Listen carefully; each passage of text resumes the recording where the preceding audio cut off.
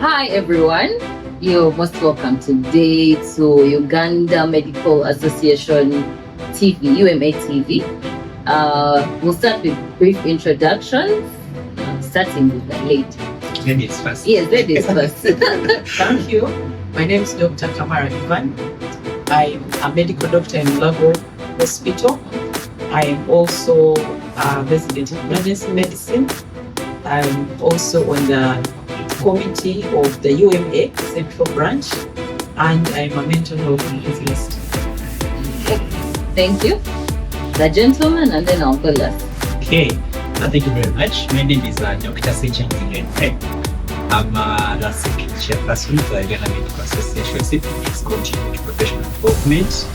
I'm basically in charge of ensuring that doctors' skills and knowledge up to date. Okay, yes, so basically that's my role. I'm a doctor, and I'm also a mental health enthusiast, like you mentioned. You're most welcome. Welcome to. My name is Dorothy Turitwenka. I'm an anesthesiologist at Mulago National Referral Hospital. I am also the treasurer of the Uganda Medical Association Central Branch. So send all your money.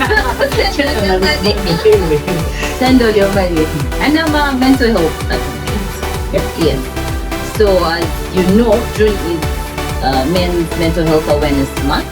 We have the General Mental Health Month in May, and then June is specifically for men.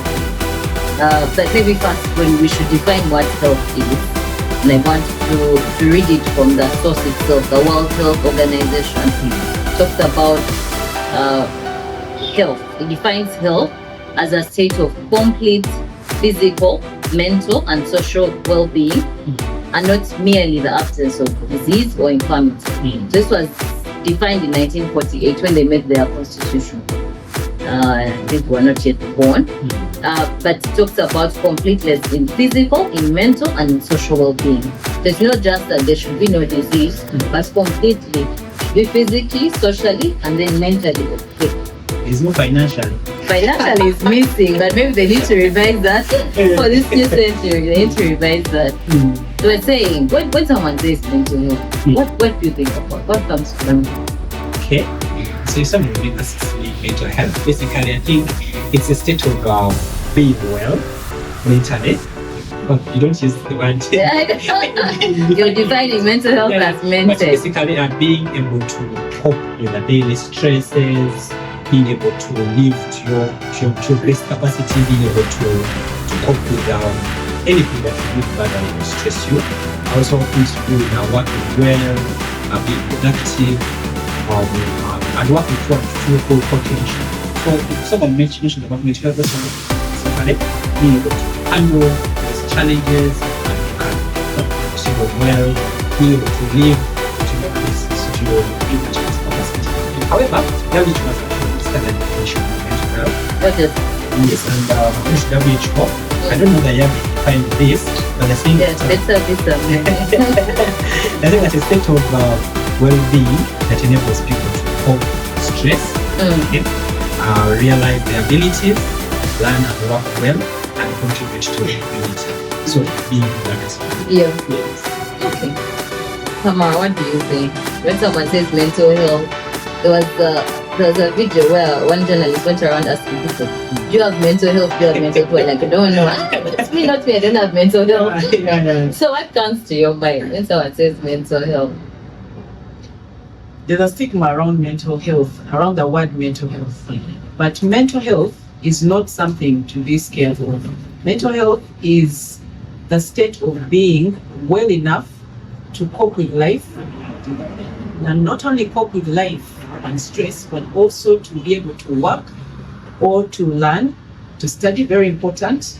I think this is an important part of the definition that we miss, even being unable to study, to learn. If a child is unable to study or learn, that's very important. But they cannot do that. So being able to work, to learn, and to contribute to the community.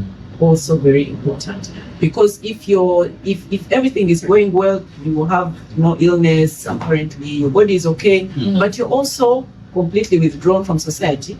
You're not doing anything in your community. You're not talking to other people. You're not working with other people. then something also is not right. So that's what comes to my mind when it comes to mental health, and also as per the definition it is given us. There's also a component of like someone living to their full potential, you know. So I feel like if someone to be in good mental health, like you should be able to live to your full potential. How do you know that you've arrived? You've arrived at your full potential. Anyway, yes, I think we all aim to give our best. Yes, that's actually important because if somebody is, I'm just going to give an example of a student because it's the easiest example for me to give. If there's a student that has been scoring 90%, let's say, this is an A+ student for 4 years, and then all of a sudden they are getting B-. That's not bad. They are still okay, but they're living up to their potential. So in that case, that would be a red flag. If you were the parent, if you were somebody else, another concerned person, that would be a red flag that something is not right. And this person is relevant.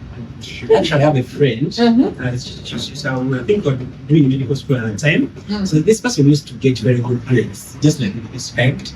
And then I think around 4th year, she had a breakup with a boyfriend. Yeah, this is what I said. It's had a bad breakup. Those grades will drop. The grades dropped. That semester she got C's, C+s. The vice person was getting A's all the time. So their mental health was affected by boys, by the breakup. Yes, I think. Yeah, it's a very serious issue. Not breakup.